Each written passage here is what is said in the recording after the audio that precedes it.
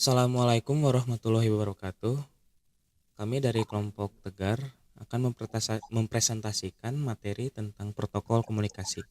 Untuk terlebih dahulu, perkenalkan nama saya Rehanur Ramadan. Nama saya Muhammad Tegar Ramadan. Heran, Apa nama saya Firman Agus Budino? Nama saya Malaki Nimo. nama saya Randy Putra Ramadan. Oke, yang pertama kita akan membahas tentang protokol jaringan, lalu elemen protokol, yang selanjutnya ada standar protokol, dilanjut oleh fungsi protokol, selanjutnya ada konsep layer, dan juga yang terakhir adalah karakteristik. Yang pertama ada protokol jaringan. Protokol jaringan adalah sekumpulan aturan komunikasi yang mengatur pertukaran atau bahasa untuk mempermudah pengertian, penggunaan, desain, sehingga terdapat keseragaman di antara pembuat perangkat jaringan. Komunikasi antar komputer dari vendor yang berbeda dapat terjalin jika menggunakan protokol yang sama. Lalu ada standarisasi protokol komunikasi. Komunikasi data dapat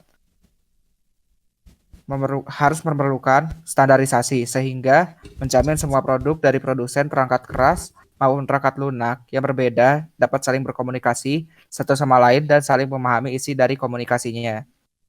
Yang kedua ada elemen protokol.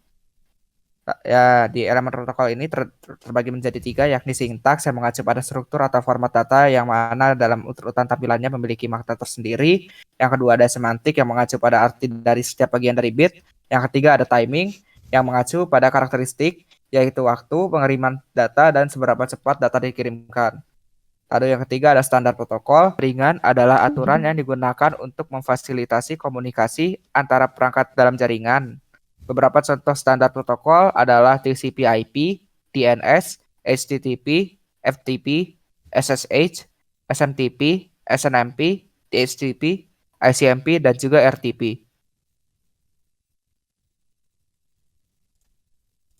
Oke, untuk selanjutnya itu contoh umum standar protokol. Yang pertama ada IP, Internet Protocol. Ini adalah protokol dasar yang digunakan untuk internet. Dan yang kedua ada DNS, Domain Name System. Protokol ini digunakan untuk mengkonversi alamat IP ke nama domain yang mudah diingat seperti google.com. Terus ada HTTP, Hypertext Transfer Protocol. Protokol ini digunakan untuk mengirimkan permintaan dan respon antara server web dan klien web seperti browser. Yang keempat ada fungsi protokol. Fungsi protokol dibagi ada 6. Yang pertama ada menentukan format data yang digunakan dalam komunikasi. Yang kedua ada menentukan bagaimana data ditransmisikan. Dan yang ketiga ada mengontrol akses ke jaringan. Dan yang keempat ada memastikan keamanan komunikasi. Dan yang kelima mengelola pengiriman data. Dan yang keenam ada membuat interoperabilitas. Dan selanjutnya ada beberapa macam lagi fungsi. Yang pertama ada segmentation, reassembly, encapsulasi, decapsulasi, connection control, flow control, multiplexing, dan demultiplexing, error control, dan addressing. Oke, selanjutnya ada segmentasi dan reassembly.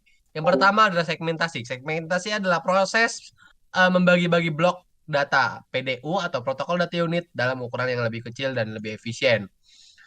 Yang kedua ada reassembly, adalah proses penyusunan kembali paket berukuran kecil menjadi blok data yang diisi oleh penerima. Selanjutnya ada enkapsulasi dan dekapsulasi. Enkapsulasi adalah proses penambahan informasi kontrol pada data. Dan dekapsulasi adalah proses pembuangan informasi kontrol dari data. Nah, berikutnya ini kita memilih connection control, yaitu hubungan komunikasi antar sender dan receiver ada dua, yaitu connectionless dan connection oriented.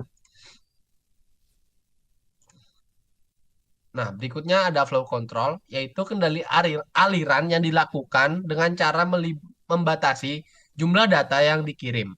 Beberapa protokol menerapkan mekanisme kendali aliran seperti stop dan wait.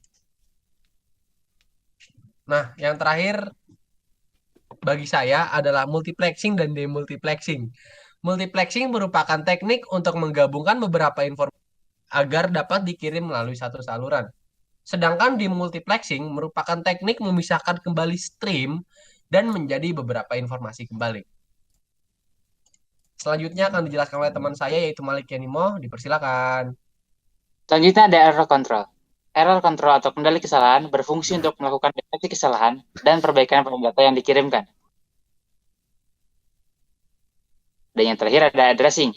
Addressing dalam protokol jaringan adalah cara untuk mengidentifikasi alamat, tujuan, dan asal untuk mengirim dan menerima data melalui jaringan komputer.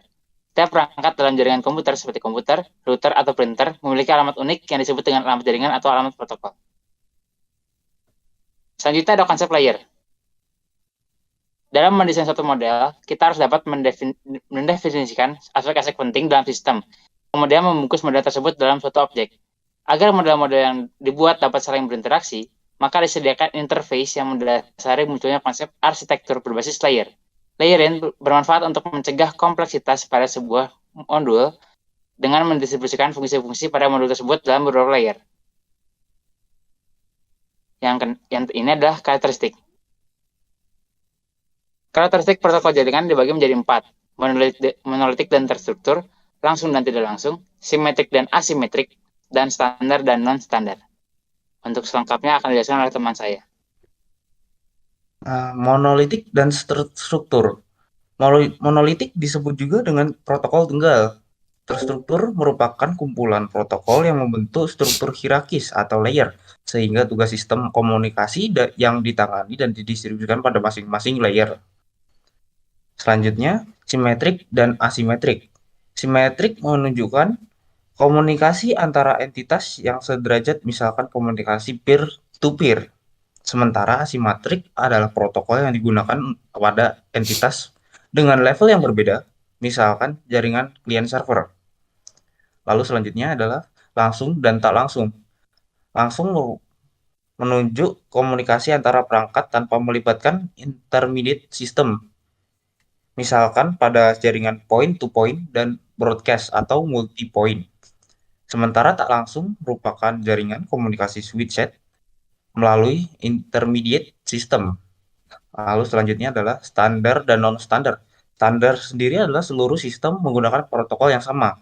Sementara non-standar dibuat untuk komunikasi tertentu atau menggunakan protokol yang berbeda.